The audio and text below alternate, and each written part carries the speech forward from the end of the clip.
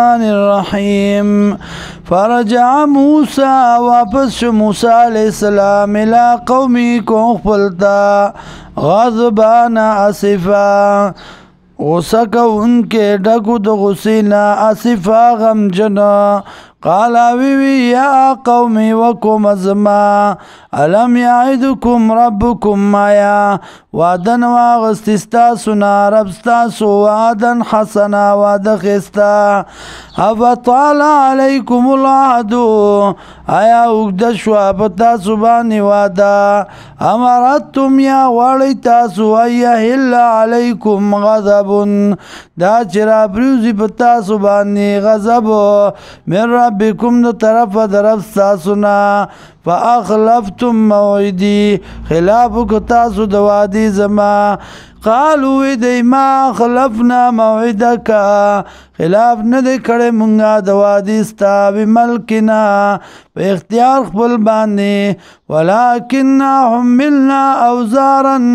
لیکن اچت کڑو منگا کالو لرا من زینت القوم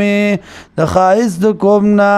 فقذفناها نو غرزول منگ دی لرا فكذلك ألقى السامري دارنگي غرزل دي لرا سامري فرجع فأخرج لهم عجلا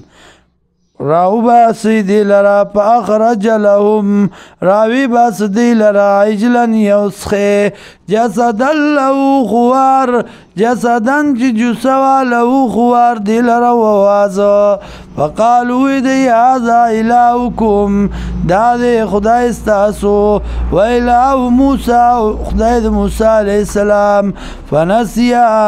نویر کرد سامری لار د توحید لرا یا فنسیا ارکڑ د موسیٰ علیہ السلام خدای خپل لرا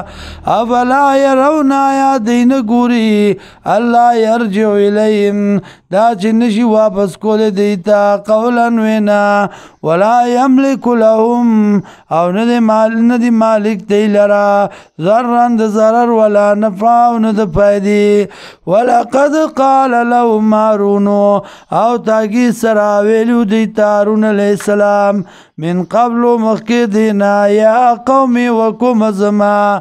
انما فتنتم به یقینا تاسو گمراہ کڑے شوی پدی باندی امتحان شبتا سبانی پدی وَإِنَّ رَبَّكُمُ الرَّحْمَنُ او یقینا رب ستاسو دے مہربان ذات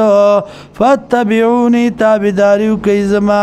واتیو او اطاعتو کئی امری دو حکم زما